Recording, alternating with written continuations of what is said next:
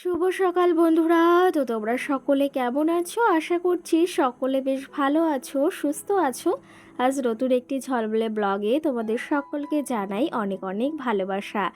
আজকে কিন্তু বৃহস্পতিবার, আর এখন ঘড়ি কাটাতে সময় হয়েছে জানো তো ওই সকাল 9টা মতো। তো আজকের ব্লগটি আমি একটু অন্যরকমভাবেই তোমাদের সঙ্গে শুরু করলাম, যেহেতু তোমাদের আগের দিন ভিডিও দিতে পারিনি। শরীরটা প্রচণ্ড প্রচণ্ড পরিমাণেই খারাপ, তার সঙ্গে দুর্বল, জ্বর সমস্তটাই রয়েছে, সমস্তটাই তোমাদের সঙ্গে শেয়ার করব। যাই হোক, সকাল সকাল গিয়েছিলাম ডাক্তারের কাছে।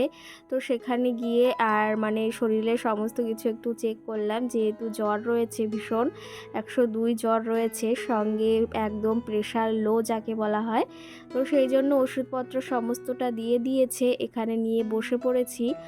আর একদম ওষুধ খেতে ভালো লাগে না, তবুও খেতে হবে এখন শরীরের জন্য।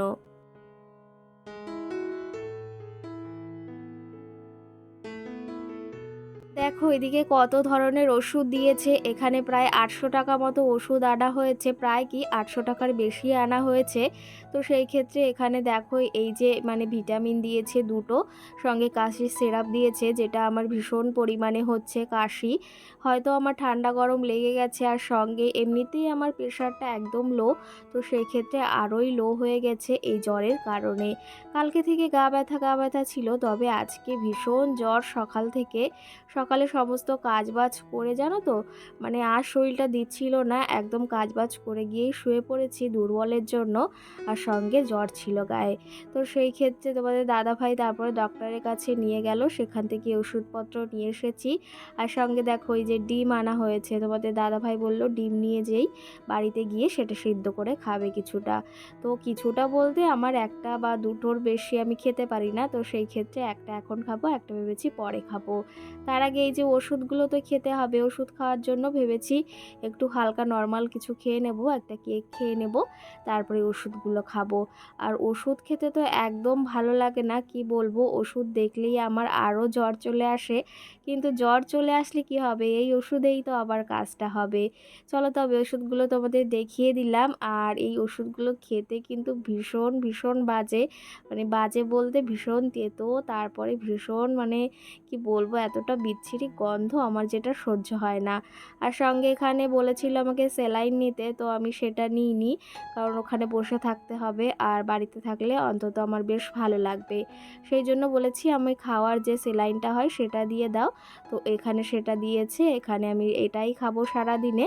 তো আরও 2 প্যাকেট আনা হয়েছে, সে 2 প্যাকেট রয়েছে, তো দাদাভাইয়ের কাছে ভুলে গেছে। তো চলো তবে এটা আমি জলে গুলে নিলাম, এখন খেয়ে নেব, তারপরে আবার খাওয়া দাওয়া করতে হবে, রান্না বাড়া রয়েছে, কারণ শরীরটা যদি সাথ না দেয় তাহলে কি করেই বা সংসারের কাজগুলো করব।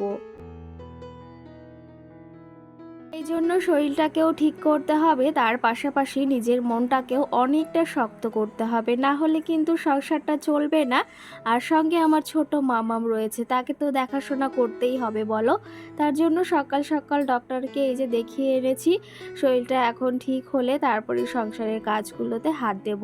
তার আগে আরেকটা আজকে বিয়েবাড়িতে নেমন্তন্ন রয়েছে, সেখানেও নেমন্তন্ন রক্ষার জন্য যেতে হবে। তো ভেবেছি পাশের বাড়ি একটা কাকিমাকে বলেছিলাম ফুল আনার কথা, তবে সে নিয়ে এসেছে, আর এখানে আজকে কালারিং গোলাপি এনেছি আমি। তো তার জন্য ভাবলাম তোমাদেরকে একটু দেখিয়ে দিই, কত সুন্দরই না লাগছে সেগুলোকে দেখতে।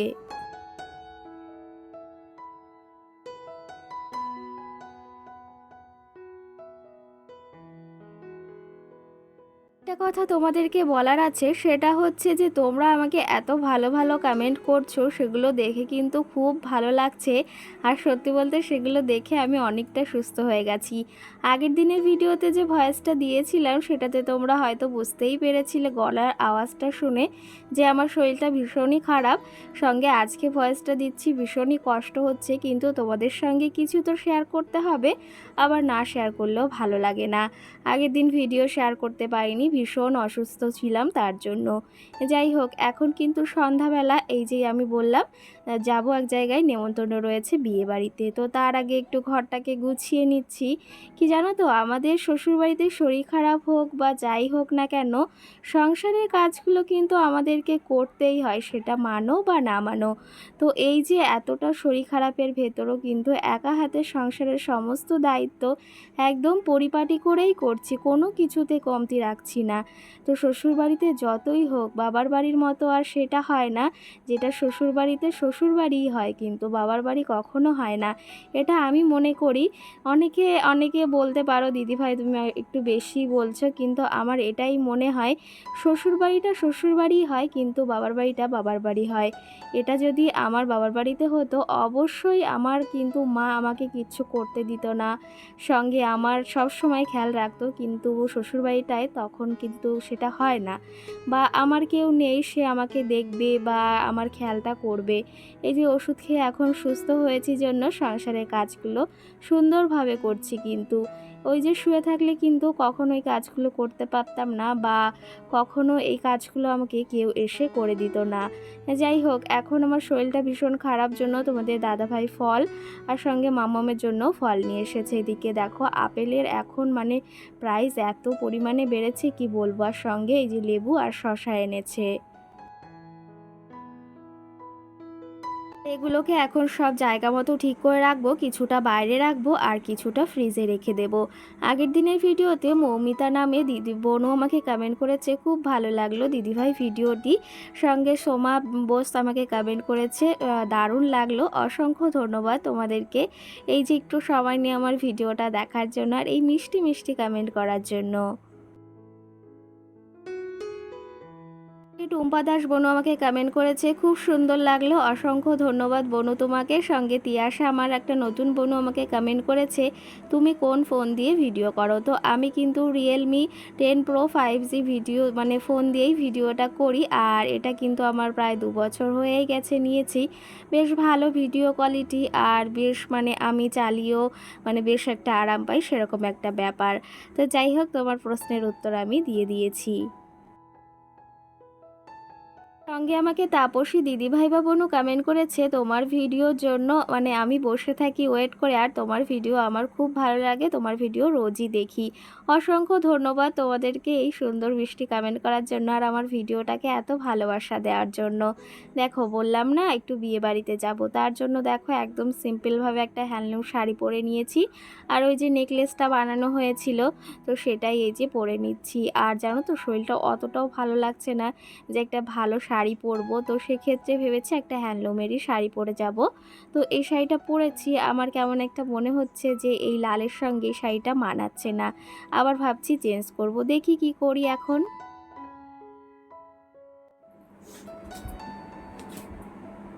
তো বন্ধুরা এদিকে দেখো রেডি হয়ে গেছি, যাব হচ্ছে বিয়ে বাড়িতে।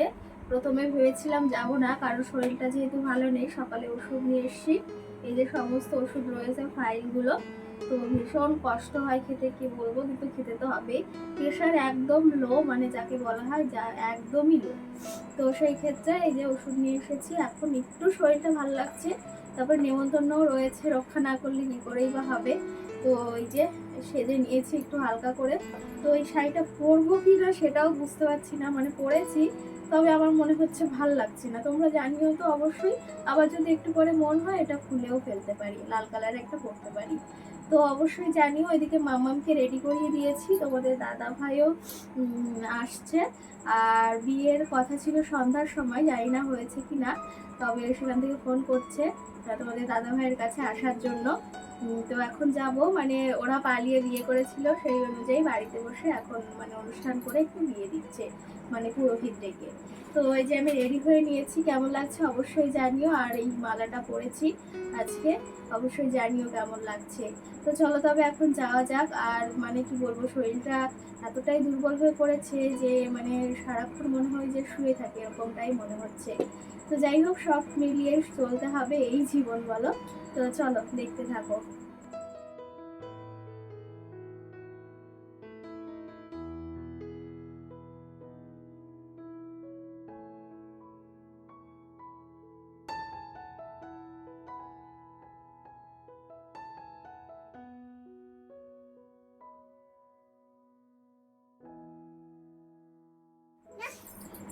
তো বন্ধুরা দেখো, এদিকে রেডি হয়ে গেছি। রেডি বলতে ওই যে ওই শাড়িটা পরেছিলাম, তারপরে আমার ওই শাড়িটাতে না একটু বেশি গরম লাগছে, মানে হ্যান্ডলুমের তো।